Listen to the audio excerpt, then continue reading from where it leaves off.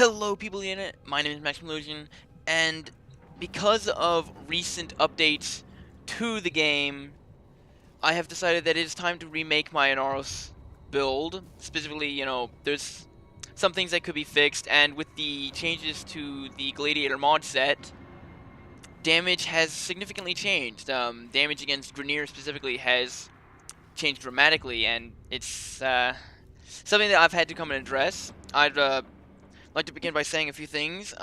First of all, this build, I have not actually been able to complete it, but I know all the parts that I need to complete it. So just hear me out when I say this. Second of all, I'd like to, well, recently, because of the Plague Star that came out, I know that a lot of people will have the Plague Star weapons and gear, but I know that not everyone will, and I will address that in this video. So without any further ado, let us jump right into the beginning part of this, the weapon. So first of all, because of the changes to the Grineer damage system and the way it works, Puncture is currently meta. It really is. It does it not because of the status that it can proc. I'd honestly say that Slash is still meta because of the status, but Puncture does more damage against armored targets, aka the Grineers. So the three kinds of weapons that you're going to want are either the Plague Creepath, the Miwan, or the Dihad. Those are the three weapons that have the most puncture and are considered puncture type weapons. And almost any combination of those three will work, but me personally, I went with the Plague Creepath as well as the Plague Bokwin for mine. Whatever you guys go with, it's completely up to you, but it does need to be crit, because that's going to build into this a lot. So, let's look at what mods we have. So, as far as this, I just have the Exodia Contagion, because that's all I have right now. And I just like having it all filled, but what you're going to want is either Exodia Valor or Exodia Brave, because of, I can't remember exactly what their effects do, but I know one of them, I think it should be Exodia Valor. Exodia Valor adds, on crit chance, there's a percent chance of you getting plus 200% channeling damage, and because this is a Life Strike build, you're going to be channeling a lot. And so 200% channeling damage is going to really, really help. So we have our classic crit build, Blood Rush, Organ Shatter, True Steel, Pressure Point, Berserker. Now, these three mods are the ones that you need to focus on the most. So, like I said, with the recent changes to the Gladiator mod system, it no longer is, it no longer stacks as much as it used to. It's only 15% per mod, and it's only additive. But still, with 4 mods, we have 60%, and that's no small amount. It still does. It does work a lot. But Gladiator Might is good because crit damage, like I said in my last video, and Gladiator Rush is our combo duration. Now, I don't have a Riven because the Plague Creepath Rivens are currently worth like 500, 600 platinum, and as you guys can probably see up here, I'm sorely lacking in the plat department. But if you do get a Riven, there's some very specific stats that you want to have on it. You want to have attack speed. That is a guarantee. You have to have attack speed because that Riven is going to be used to replace the Berserker mod. Because the Berserker mod is the only mod you really can replace that isn't, something that you want to lose. Because attack speed, anything above 1.75, it's kind of pointless unless you have a macro, and even then, using a macro, you lose control over what you're attacking and how you can attack.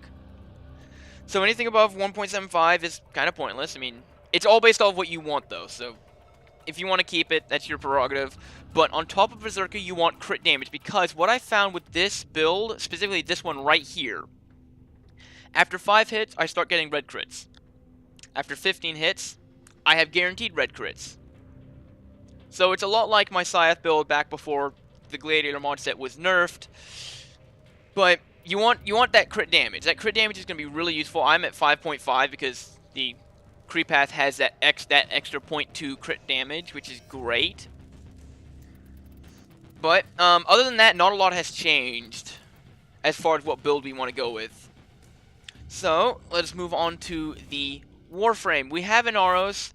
To be honest, this build, this Deadpool level build, works on anything. Specifically because that weapon is so good at what it does. It's so good at that, doing huge amounts of damage and regenerating everything.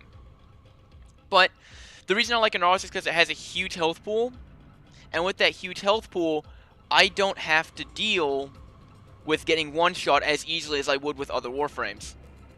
So, and then there's also the fact that against the Grineer Bombards and Heavy Gunners, which are the enemies that you're going to have the most problem dealing with, you can use your first ability to open them to finishers, and then, much like you would with the Covert Lethality build, you would assassinate them. The only difference is Covert Lethality does not have the kill potential of this build because this build is based off of crit and is able to kill the weaker enemies a lot faster than the Covert Lethality build ever could. And on top of that, when I do finishers, it can do finishers just as fast and just as lethally as Covert Lethality can. It only starts to change upwards of like, what, level 250, I'd assume? Where my finisher damage starts to drop off to the point that I can't finish an enemy with a finisher. And then Covert Lethality would come out on top. But when you get to that point, it's not really going to matter, to be honest. But as you can see, we have... well, first let's go over the mods that we changed out. So I changed out Rage for Vigor because I need that more health, that extra health, is really useful. I changed out, I changed out the Gladiator. Which Gladiator was it? It was, where is it? Gladiator Finesse. We changed out Gladiator Finesse for quick thinking because, honestly, 15. So we can do this and we get 15% extra. 15% crit chance is little to nothing, whereas we could do 240% and, you know, have a much bigger health pool because it's 2.4 times 375, and that's only because I don't have this maxed yet. As far as arcanes, you want Arcane Guardian, because Arcane Guardian it procs a lot because the main enemy we're up against right now are the Grineer. And so with that range and that fire rate that they have, because that's a big thing here, they have a huge amount of fire rate. It's going to be proccing almost permanently in-game. And as the second one, I don't have it yet because, you know, I don't have the plat to buy it, and I don't have the time to earn it. The second one you want is Arcane Avenger, because the more crit you have, the more damage you have. And 30%, so with these, that's 60%, right? Plus 165 from Blood Rush, that's 225%. That's a lot of crit.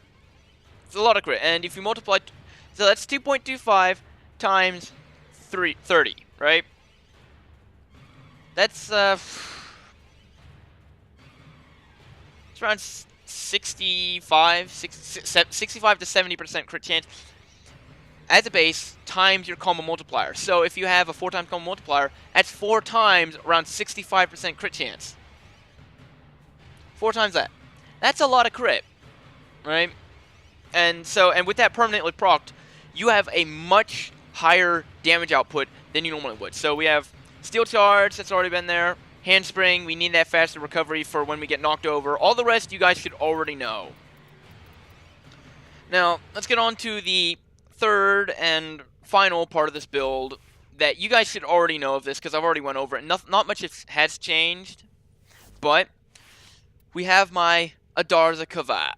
So I'm still working on maxing them out. There's a lot of stuff I haven't done. I need more of everything, really. But same thing as we had before. We have, you know, Link health.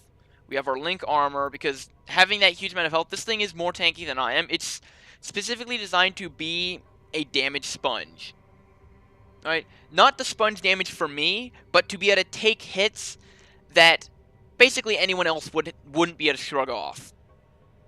We have Pack Leader, which, you know, is to keep it alive because it has more health, more armor, and more health regeneration than I do, which is pretty good. It has 30% crit link, which means that, you know, that 80% means little to nothing, but that crit damage is useful. The big thing that we want this for is Cat's Eye and Reflect. Alright? Cat's Eye and Reflect. Those are the big things that we need. So it grants a 60% increased critical chance for 10 seconds to allies within 25 meters for 20 seconds. 60%. We already went over how big a 30% increase to crit is. Now imagine a 60%. Just think about it. Do the math in your head. 60%, just having that 60% for 10 seconds It's ridiculous. So if they were both with them both procced, 90% bonus crit on top of the 57 I currently have on my weapon. So that's a base crit of around 140 times 2.225, right? 225 times 225% times the combo multiplier. Easily over 1,000 crit at a 4 times combo multiplier, which with this build you should be able to get to as long as you can keep the oxygen up. All right, over 1,000% crit chance. Easily over 1,000%, which is insane. It's almost as good as the original system that I had with the Gladiator mods. Almost as good. Not quite there, but almost as good. Now, the reason we have Reflect is, from what I can understand, from this mod, it doesn't just reflect 40% and doesn't just amplify it, right? It does it as base damage. Or as pure damage, as I would like to call it. Meaning that when I say pure damage, it means that no matter how much damage reduction you have, no matter what kind of resistances you have, you're taking that amount of damage. So, if a Grineer Bombard, for instance, right, attacks my Kavat, right, and it procs Reflect, that Grineer, no matter what he does, if he does 100 damage, no matter what kind of resistance he has, no matter what he does, he's taking 160 damage. Which means, at those higher levels, you know, 150, 250, those Grineer, there's a pretty good chance, I haven't done any of the math behind this specific part, but there's a pretty good chance that they're going to just one-shot themselves against my Kavat. That's really useful, because, you know, when you have those Grineer Bombard are the biggest problem that you're going to be facing. Those Grineer Bombards and the Grineer Heavy Gunners, because their alloy armor is really hard to break through.